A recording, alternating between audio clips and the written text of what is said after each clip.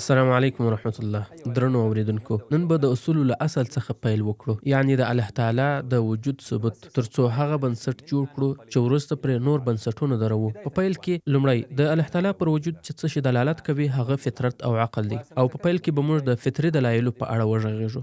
فطرت څه شی دی؟ موږ دا کلمه ډیره اورو، معنا یې څه ده او د الله تعالی پر وجود څه ډول دلالت کوي؟ فطرت هغه ځواک او میلان دی چې د انسان په نفس کې ایښودل سوی دی، چې د انسان د ودې او د خپل چاپیریال سره د تعامل پر مهال یې اغیز څرګندیږي. پیل یې له هغه وخته کیږي چې ماشوم د خپلې مور تی د شیدو لپاره نیسي، ان تر دې چې هغه د حقایقو او سالمو اخلاقو پر لور هم راجذبوي. د انسان فطرت د کمپیوټر د چلولو له نظام سره تشبیه کیدای سي، یعنی اپریټینګ سیستم. د چلولو همدا سیستم بیلابېلې برخې لري چې له یو بل سره همغږي وي او یو له بل سره سمون خوري ترڅو یو سالم انسان جوړ کړي. د الله تعالی دې قول ته پام وکړئ. بېشکه موږ انسان په ډېر غوره جوړښت کې پیدا کړی دی.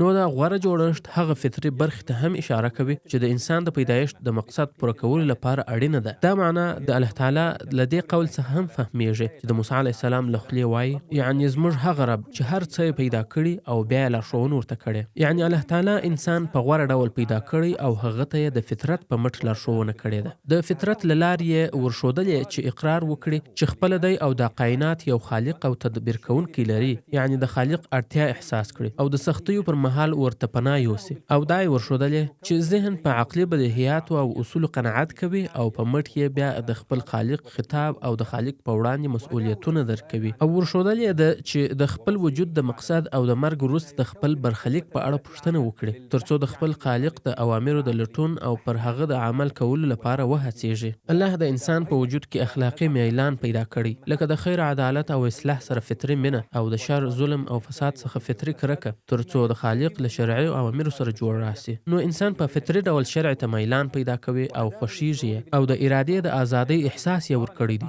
ترڅو د خپلو اعمالو په اړه اختیار ولري چې د خالق اطاعت کوي که یې نافرماني.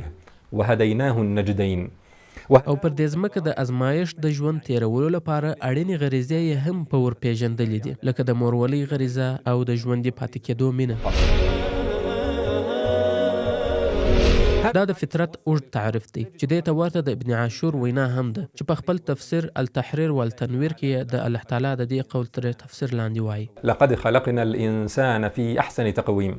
یعنی فطرت په اصل کې د فطري ځانګړنو یوه مجموعه ده چې په عجیبه ډول یو له بل سره همکاري کوي ترڅو یو داسې سالم انسان جوړ کړي چې د یوه مقصد لپاره ژوند کوي. خو کله کله د انسان په ژوند کې داسې څه پیښیږي چې دا فطرت پرې اغیزمن کیږي. کیدای سي انسان یې غږ صرف نظر کړي، غوږونه کاڼه واچوي، بلکې ځان داسې کړي لکه غوږونه چې نه لري، او دا ژور غږ بیا تر هغه نه رسیږي. خو دا هر څه بیا هم دا حقیقت نسي پټولی چې فطرت په اصل کې له پیله د دې مقابلې مخکې پکښې موجود دی. دا فطرت بیا پر انسان غږ کوي او ځان څرګندوي، او کله چې څوک پرې پراته ګردونه ورڅخه لرې کړي نو فطرت بیرته راښکاره کیږي. له همدې امله فطرت د ملحدینو لپاره یو لوی سرخوږی دی، ځکه د هغوی لپاره فطرت داسې معنا لري لکه د یوه اراده لرونکي پوه او له مادې څخه لوړ ځواک مداخله، نه یوازې د تصادفي بایوکیمیاوي تعاملاتو پایله.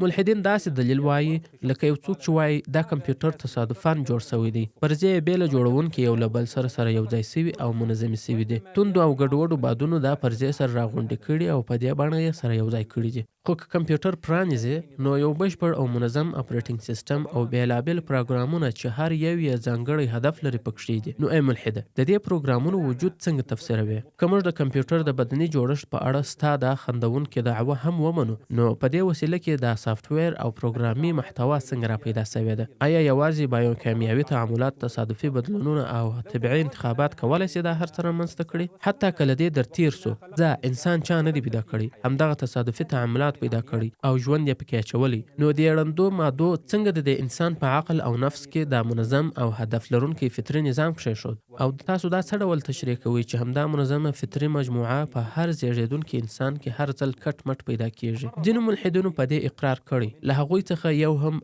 برتانوي ملحد فیلسوف توماس نیګل دی چې په خپل مشهور کتاب مایند اند کاسموس، عقل او کائنات کې وایي: Why the materialist neo-Darwinian concept of nature is almost certainly false. Nature is almost false. یعنی ولې د طبیعت په اړه د ماده پرستانو نوی دارویني تصور نږدې بشپړ ناسم بریښي. خطأ قطعا.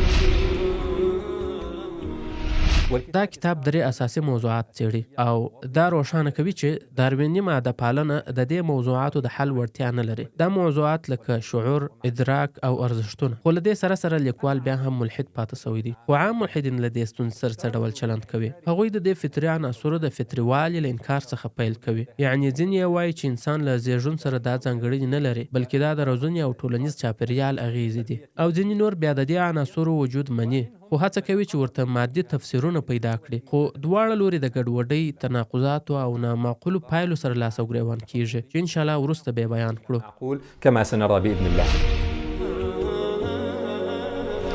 دا د فطرت د تعریف او ورسره د ملحدینو د عمومي ستونزو لنډ بیان و. په راتلونکو برخو کې به د فطرت د یادو سوو ځانګړنو سره د ملحدینو بې وزله او ناتوانه چلند بیان کړو، ترڅو په پوره ډاډ سره ووایو ستاینه د هغه الله لپاره ده چې موږ ته یې لارښوونه وکړه، او که الله موږ ته لاره نه وای ښولې نو موږ به هیڅکله هم هدایت نه وای موندلی. د یادونې وړ ده چې ما د الله تعالی د وجود د فطري دلایلو په اړه په دې خپرونو کې له شموع النهار کتاب څخه ډیره ګټه اخیستې ده چې لیکوال یې عبدالله عجیري دی. زموږ راتلونکې خپرونه به ان شاء الله دین ته د میلان په اړه وي. نو را سره اوسئ. والسلام علیکم ورحمة الله. السلام علیکم ورحمة الله.